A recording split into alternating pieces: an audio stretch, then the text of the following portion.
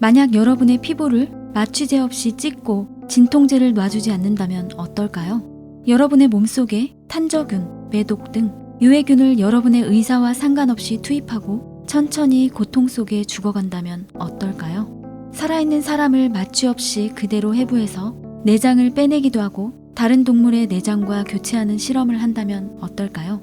살아있는 사람을 팬티만 입힌 조, 평상복을 입힌 조, 겹겹이 방한복을 입힌 조로 나누어 총을 쏘는 실험을 한다면요. 저온으로 몸의 세포가 죽어가는 과정을 관찰하고 살아있는 사람의 몸 일부만 얼리는 실험은 어떨까요? 사람을 죽을 때까지 건조시키는 실험, 영하 50도에서는 얼마나 버티는지 등등 관찰하는 실험을 여러분을 대상으로 한다면 어떨까요?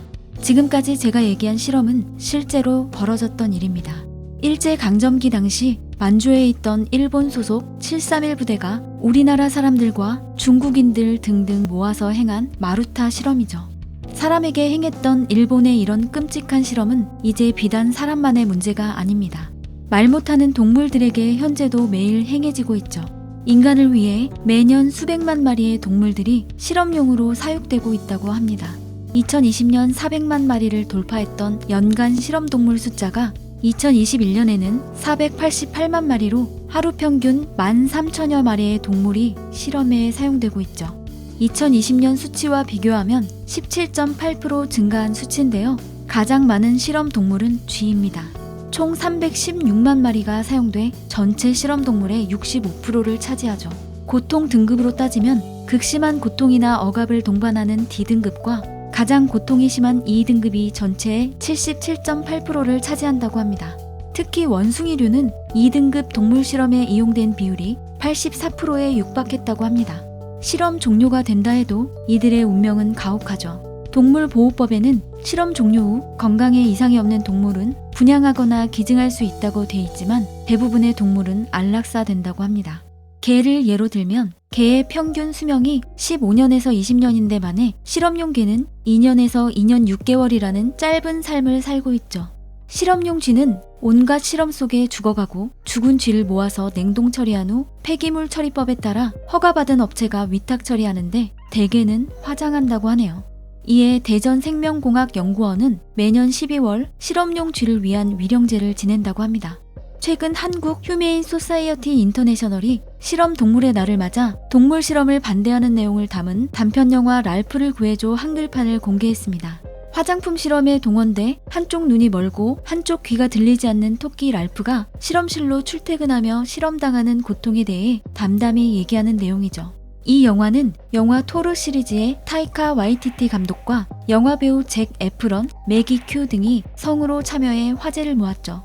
사실 실험동물은 의료 발전을 위해 필요하다는 목소리도 여전히 존재합니다. 그리고 동물 윤리 사이에서 엄청난 딜레마를 겪고 있죠.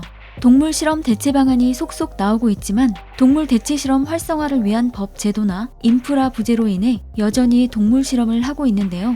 인류의 과학과 의학 발전을 위해 어쩔 수 없는 선택이라는 의견과 동물도 생명이기 때문에 그 생명을 함부로 다룰 수 없다는 목소리도 있습니다. 최근 들어 다행히 동물 대체 실험이 늘어나고 있습니다. 동물을 사용하지 않고 의약품이나 화장품 등의 화학물질 독성을 확인하는 실험인데요. 최근 인체 장기를 모사한 오가노이드와 뼈 모사칩 등 동물 대체 실험과 관련한 융합 기술이 비약적으로 발전을 이루고 있다고 합니다.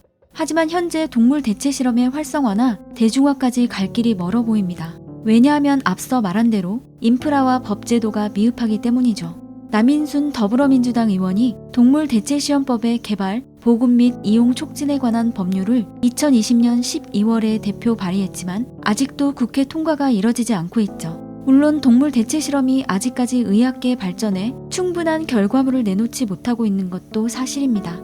그렇기 때문에 동물 대체 실험이 확산될 때까지 동물의 고통을 감소시켜 실험 동물의 희생을 최소화하는 방향을 고려해야 하죠. 실험용으로 죽기 위해 사는 동물은 이 세상에 없습니다. 말 못하는 동물이라고 그들에게 인간을 위해 죽으라고 강요할 수는 없습니다. 인간의 욕심으로 오늘도 고통 속에 죽어가는 동물이 있습니다. 구독, 좋아요, 알림 설정해주세요.